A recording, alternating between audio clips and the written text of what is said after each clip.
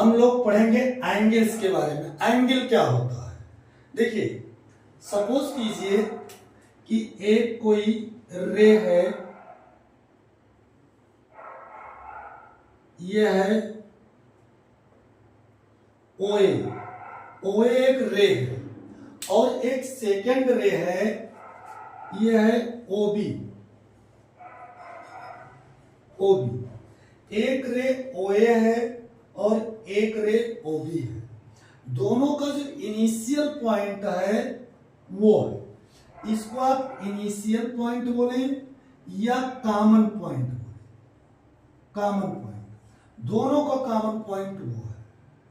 तो अब ये जो दोनों रेज हैं, इनका जो इंक्लाइंड है, ये एक रे ये हो गई ओए और एक ये हो गई ओबी, और दोनों का कॉमन पॉइंट हो गया ओ।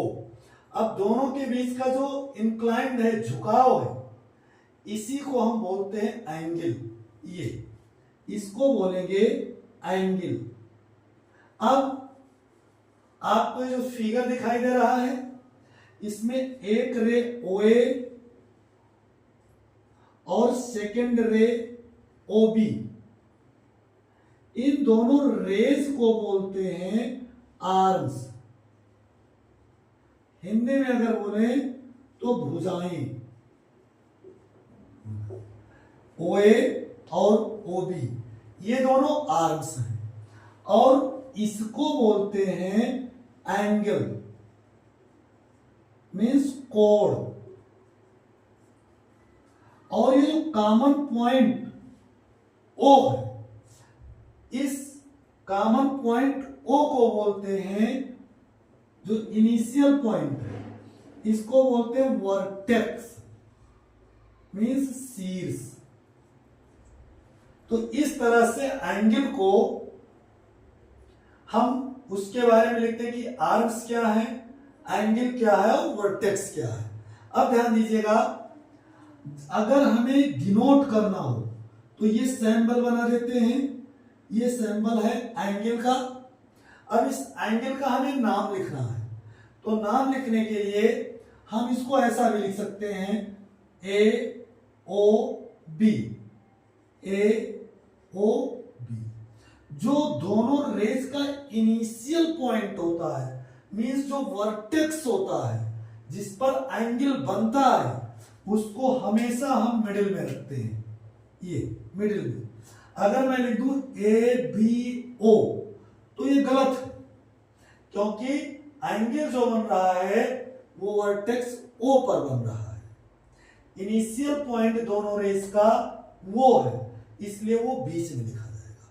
कभी कभी आप देखते हैं कि इसको किसी नंबर से लिख दिया जाता है, जैसे इसको नंबरिंग दे दिया 1।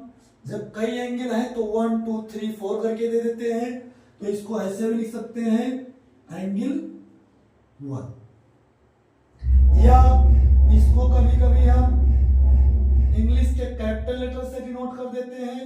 सपोज करो कि ए यहां पर होता तो ऐसे लिख देते एंगल ए या एंगल बी या एंगल सी। लेकिन अब चूंकि ये एंगल ओ पर बन रहा है, इसलिए इसको एंगल ओ लिख सकते हैं। तो ये हुआ एंगल्स का डिनोशन, जो है रिप्रेजेंटेशन, कि इनको रिप्रेजेंट कैसे करते हैं। अब कुछ पॉइंट्स की अगर बात करें, जैसे सपोज करो कि ये रेज हैं ओए और ओबी।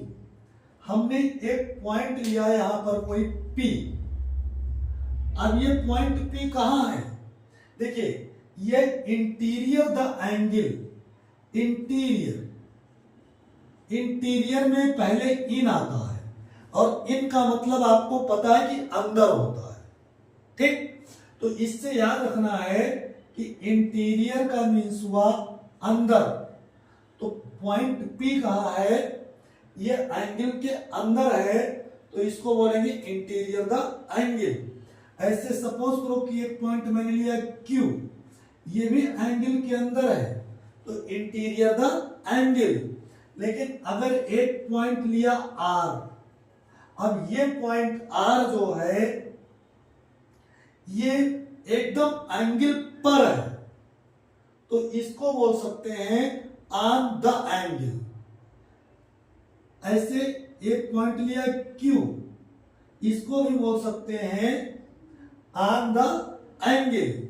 और अगर एक पॉइंट मैंने लिया S, अब यस इस एंगल AOB के आउटसाइड में बाहर है, तो इसको ये पॉइंट है exterior the angle. Exterior exist, देखो EX आता है, एग्जिस्ट मतलब होता है बाहर निकलना, और एक्सटीरियर का मतलब बाहर।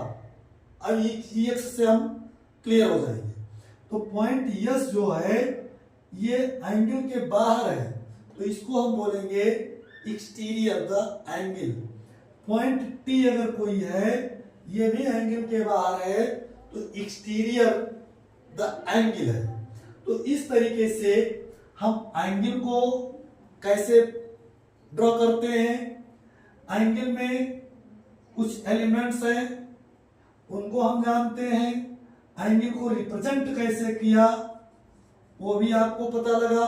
और कोई पॉइंट कहीं पर है तो इनसाइड द एंगल है या ऑन द एंगल है या एक्सटीरियर द एंगल है, ये चीजें हमने यहां से सीखा है। नेक्स्ट वीडियो में हम पढ़ेंगे टाइप्स ऑफ एंगल, यानी एंगल होते कितने तरीके के हैं, तो उनको विद डायग्राम विद डिफिनेशन मैं पूरी बात क्लियर करके आपको बताऊंगा। लेकिन अगर हमारी बातें आपको पसंद आती हैं तो प्लीज लाइक कीजिए, शेयर कीजिए, और अगर आपने चैनल को सब्सक्राइब नहीं किया तो सब्सक्राइब जरूर कर लीजिए। धन्यवाद।